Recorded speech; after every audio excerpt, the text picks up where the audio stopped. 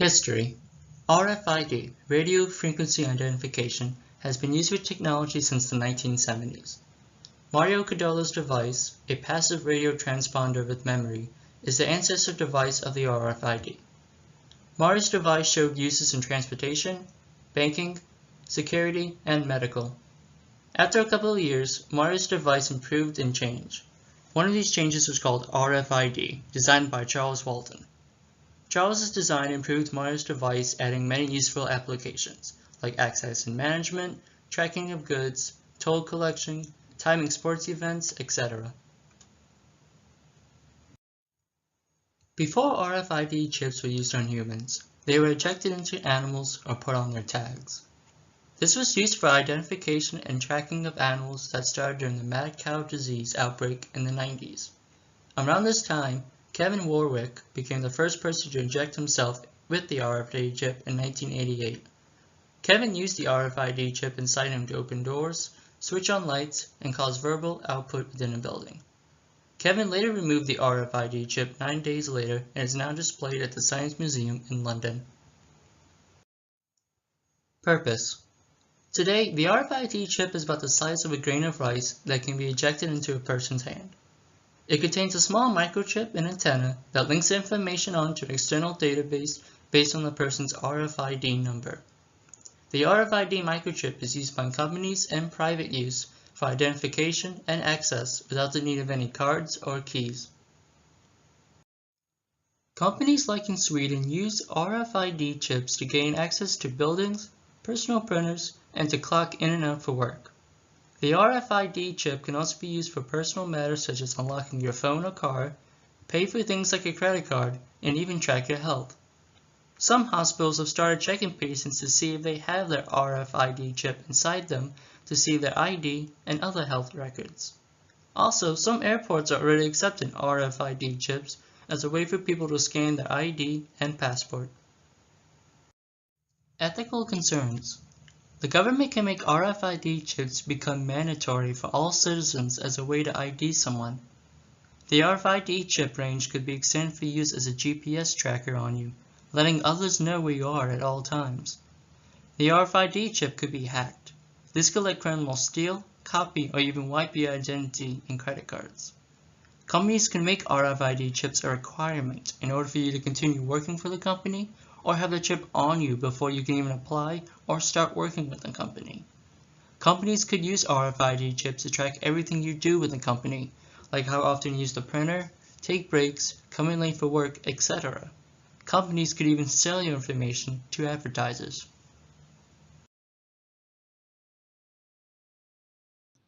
Hey guys, this portion of the presentation is about the legal aspects of implantable microchip technology.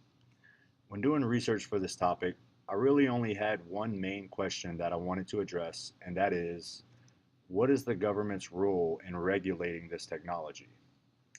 So I broke this main idea down into two sub-questions. The first is, what can the government do or has already done to control the use and implementation of this technology? So far, there have already been multiple states that have prohibited mandatory chip implants. The regulations in these states prohibit both the government and businesses from requiring or pressuring employees to get these implants. And this gives employees some ability to defend themselves from receiving unwanted implants by suing businesses that try to get around these regulations. And as I'll explain in a few slides, these regulations could potentially create some pushback from businesses. The second sub-question I wanted to address is a bit more specific than the first, and that is, can the government prevent this technology from being used? Now, the reason I'm only bringing into question what the government can do to prevent this technology is because I'm not too concerned about the government ever requiring people to get an implant. Not only are there numerous roadblocks to prevent this, but the task of actually implanting everyone seems unrealistic to me. And back to the question, can the government prevent this technology from being used? As we've seen from the previous slide, yes, the government can prevent its use in some ways.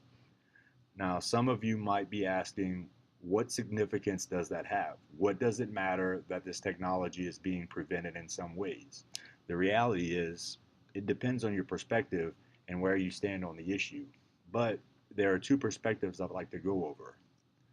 First, I want to point out that because this technology is so new and not many people or businesses are trying to use it, the regulations currently being passed may not be specific enough and can have unintended consequences.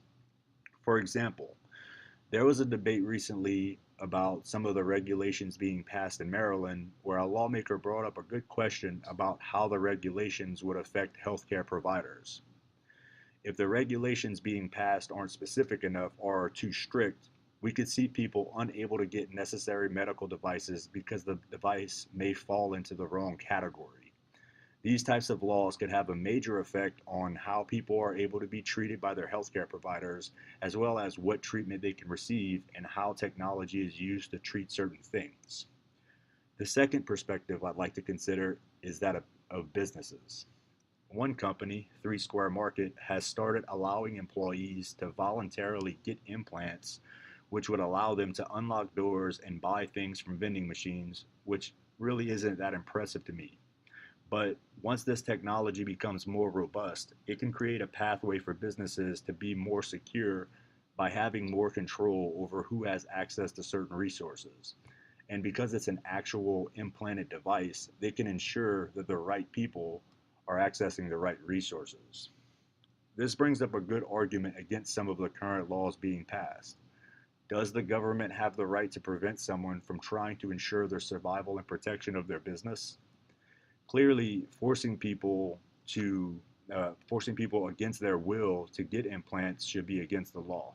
But what about businesses that will just refuse to hire someone unless they agree to get one of these implants? Technically, in this situation, you wouldn't be forced to get an implant. You have the option of also not taking the job. In this situation, which side does the law favor?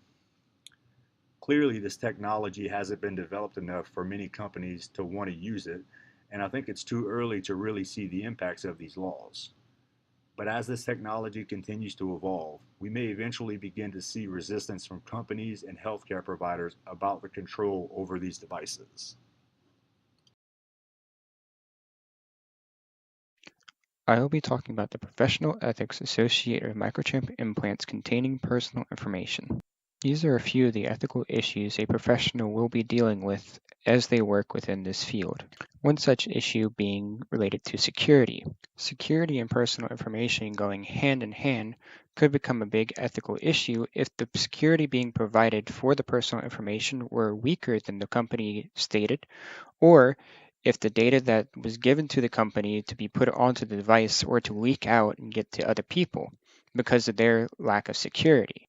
Another issue would be stolen or forged identities, or if old chips or used chips were being sold on the black market, which could present a problem for employees and employers that use that chip to get into office facilities or in their everyday life, such as their home. And a third issue that would arise is if the employers or the microchip providers were to install tracking software on the chips. Possible legal action would be to limit the type or amount of information that could be stored on a chip, such as only allowing public information to be stored and shown on the chip itself, such as your name, your height, your weight, etc.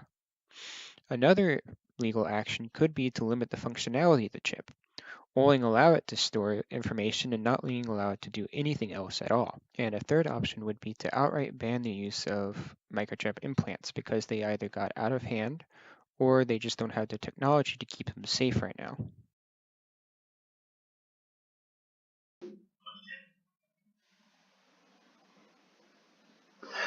With societal issues, microchips have greatly impacted many lives with their effectiveness in the medical and some work environments.